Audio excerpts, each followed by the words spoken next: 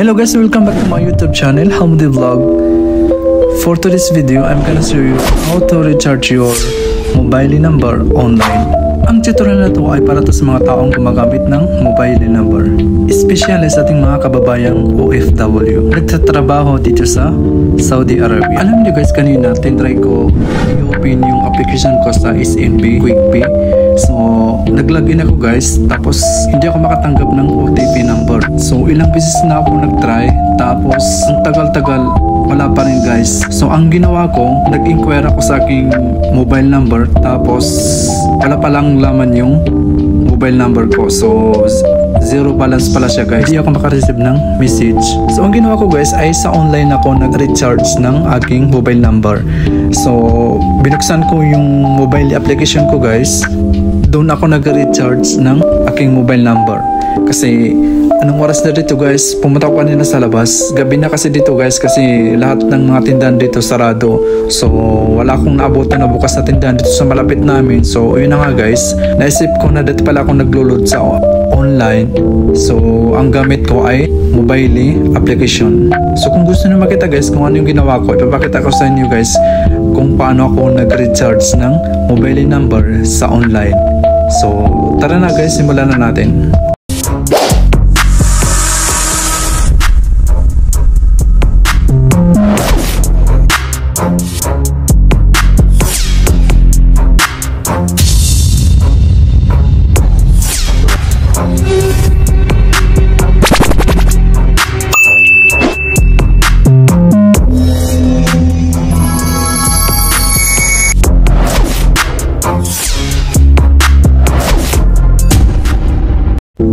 So ang unang gagawin natin guys ay punta tayo sa ating mobile application. Ito yung sinasabi ko na ginagamit ko guys. So buksan natin yan guys. So pagkatapos ayan, yan ang lalabas pag nabuksan natin. So may nakita kayo dito sa taas na login at saka register. So hindi tayo gagawin ng account kasi ang gagawin natin ay click natin sa baba yung recharging align. So diretso natin yan guys. Ayan, kung may makita kayo, may nakalagay dito na need to recharge, enter your number below. So ilalagay natin dito yung mobile number na gusto natin i-recharge. So pagkatapos nag-click natin yung choose recharging amount. So ayan, I want to recharge the number. Tapos may nakalagay dito guys na 50 SR. So pwede niyo po palitan yan guys. Kayo na po ang bahala kung magkano yung amount na gusto niyo i-recharge sa inyong mobile number. Pwede niyo po yung i-edit guys. So ang ilalagay ko dito guys ay 2 SR. Ang kaganda dito guys ay nasa sa inyo na kung magkano yung ilalagay.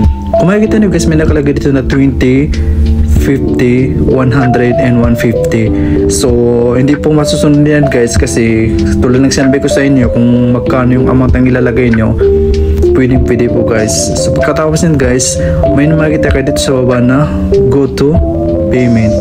So i-click na natin yan guys, yung dito sa baba yung kulay blue sa pinakababa. Ayan, i-click na natin yan guys. Tapos may nakalagay dito na payment. So pipili kayo dito guys kung ano yung gagamitin nyo, kung paano nyo bayaran yung i-recharge nyo sa inyong mobile number. Ang gagamitin ko guys ay Apple Pay.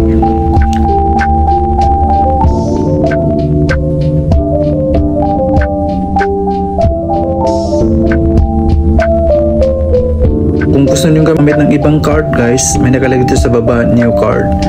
So ang gagamitin natin ay itong Apple Pay. Then pagkatapos guys, ayan, may nakalagay dito sa baba, pay with Apple Pay. So i-click natin yan guys, yung kulay black dito sa baba. Ayan. Then pagkatapos, i-click natin dito sa gilid, double click to pay. Yan. So pili tayo kung ano yung gagamitin natin na card, kung ano yung nakasave na card sa ating Apple Pay. So ang gagamitan ko guys ay Stacy Bank, kasi yan yung lagi kong ginagamit pag bumibili ako sa tindahan kahit saan guys. So pwede na rin gamitin guys yung Bangkal Milad, Al Raji, tapos ANB.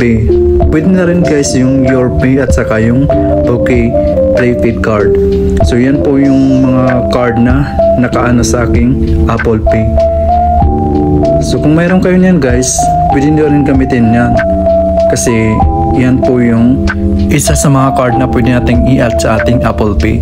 So kung meron kayong ganyan guys, i-add nyo na po sa inyong Apple Pay, pero siguradin nyo po ay laging may laman po yan, kahit basta may laman yan na pwede nyong gamitin pambayad kung saan man yung gusto nyong bilhin, sa mga tindahan, sa mall, o kahit saan, o kahit sa online guys. So ngayon, ayan, i-click na natin yung double click to pay kasi pinili ko yung Stacy Pay. So ayun na guys, processing na siya guys. So antay na natin ng konti. So ayun, may na-receive tayo na notification from Stacy Pay na na-receive na natin yung ni-recharge natin na 2SR. So ayan, line recharge with 2SR. So ganda lang kadali guys, napakasimpleng steps itong ginawa ko. So meron pang ibang paraan guys kung paano tayo mag-recharge sa ating mobile number.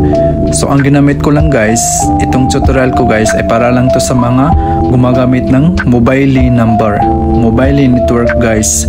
So pwede po kayong mag-recharge ng inyong mobile number gamit ang Stacy Pay application at saka SNB Quick Pay mobile application. So pwede rin po kayo mag-recharge doon guys kasi minsan ganun din pong ginagamit ko. So kung gusto niyo malaman din guys kung paano ako nag-recharge ng aking mobile number gamit ang SNB or Stacy Pay, mag-comment lang po kayo sa baba para magawan po natin yung tutorial para malaman niyo rin kung paano mag-recharge ng all network mobile number sa online katulad ng Stacy Pay mobile application at saka SNB Quick Pay mobile application. So hanggang dito na lang guys. Kung bago ka lang sa channel na to, please don't forget to like and share and click on notification bell para lagi kang updated every time na mag-upload ako ng bagong video tutorial. So hanggang dito na lang guys. Maraming salamat. Thank you for watching. God bless. Stay safe always.